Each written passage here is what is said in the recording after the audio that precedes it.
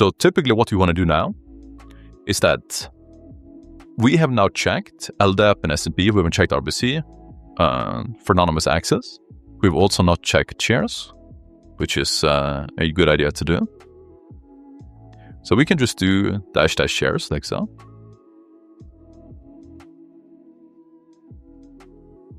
And we can see that we have all of these shares, okay?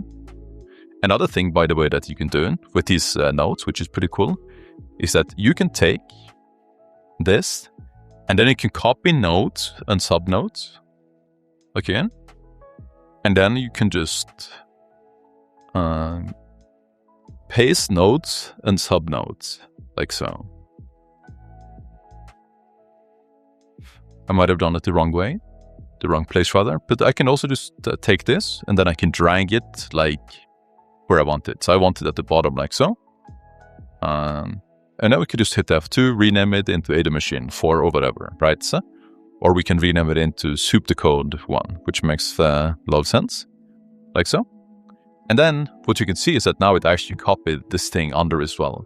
So if I had a ton of different things like under here, so I can hit Control M.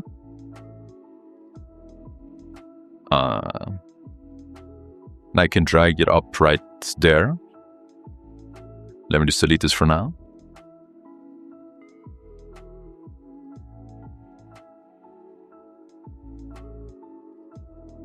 So I can hit here and I can do a Control-Shift-N and it will create a child node under here.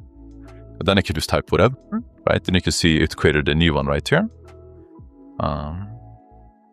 You can create also here, right? Add subnode, blah, blah, blah, blah, blah. And then let's say here you have, I don't know, maybe some commands that you like to copy paste across different rooms, right? Or maybe just whatever, right? Here I have some notes from the previous thing. But all I want to show you is that if you, once again, copy node and subnodes,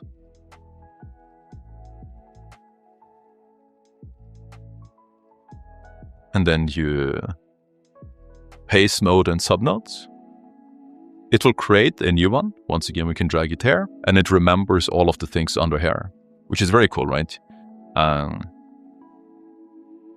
It's very convenient because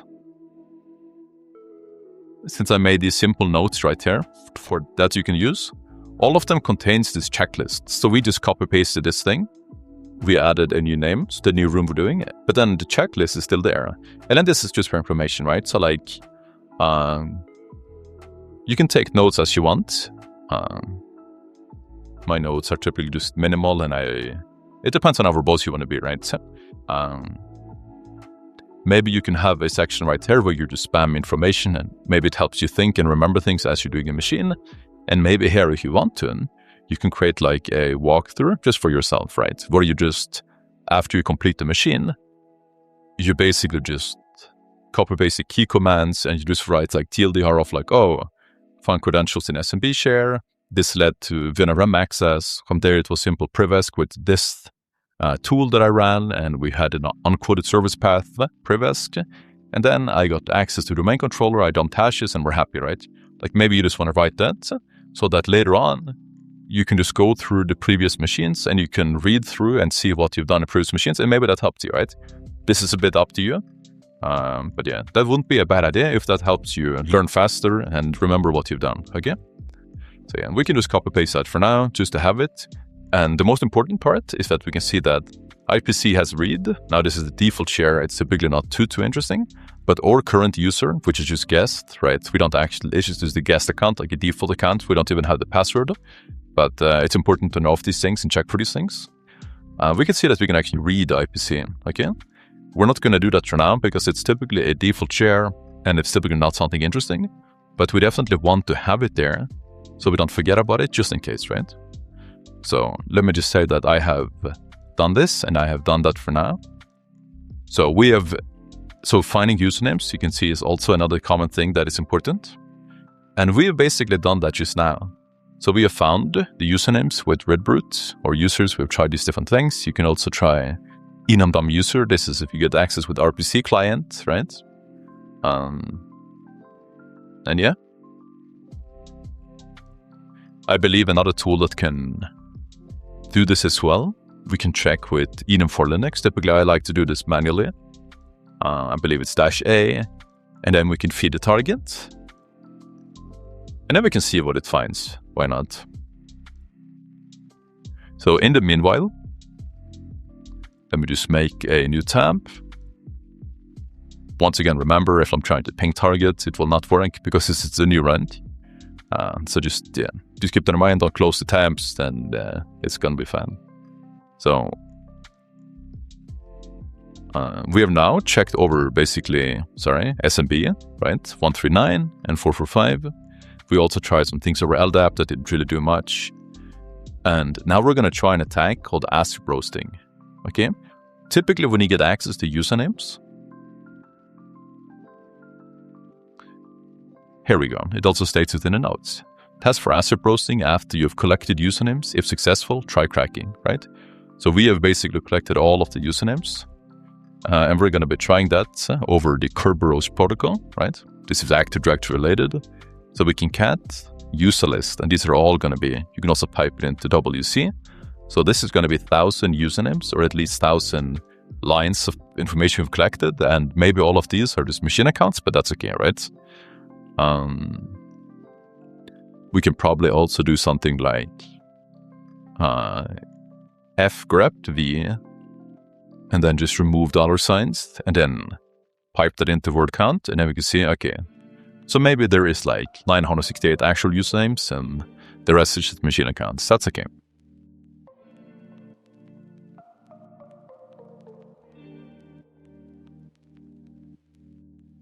So let me see what this tool actually found in the SNIL.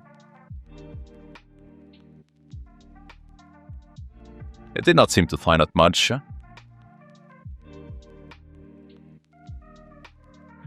Did I do anything wrong?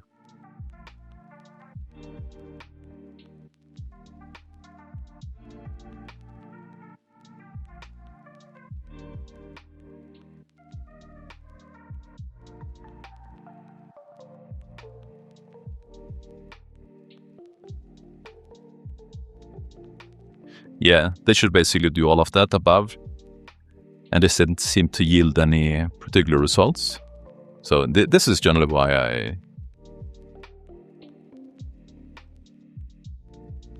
we can try also -R, because it's the read cycling.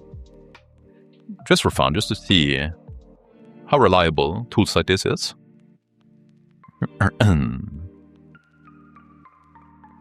So let me just take that IP for now. Export target like so. And then we want to try asreproasting, okay? So there's a few different ways you can do this. You can check all of these usernames with Kerberos. You're going to see that in a few videos, which is fine. And you can also just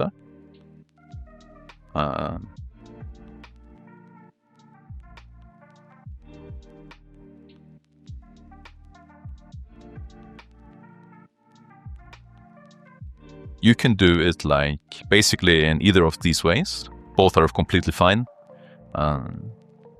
Some version of Kerberos will also allow you to see the hash, but you're going to have to do this regardless. So I just recommend doing one of these two. So let's try with in packets, like so. And let's see, the domain, sometimes it wants the domain. So let's go to @zip host that we did earlier. And we should have added this right here. Here you see the convenience of splitting the terminal sometimes. That's also a convenient way of getting the IP. So this is the domain controller IP, and that's an argument that this tool wants. And then it wants a user file, right? So it wants all of the usernames that we collected. So that was userlist Q for us. Once again, this attack is only relevant after you have all of the usernames, and then output the hashes, right? So let's just see if this works. We don't know if this is work, but I think this is going to be decently possible because we have so many usernames. And if you find this video useful, then you're absolutely going to love this. We have a massive, free-to-try, 25-hour plus OSCP course that you can see that people are just absolutely loving. That inside gives you all of the resources that you need to crush the OSCP. We have a massive roadmap that literally covers everything. We cover initial access, privilege escalation, Windows and Linux. We cover Active Directory. We cover post-exploitation. We cover lateral movement. We cover pivoting, tunneling. We cover the exam. We cover the reporting. We cover all of the attacks that you need and all of the techniques that you need for OSCP. We also cover all the rooms that you need to do, and all of the rooms is linked inside. We cover Active Directory chains as well, and we literally cover everything. And you will instantly get all of these resources once you join. So click the link down below, try it completely for free. I'll see you inside.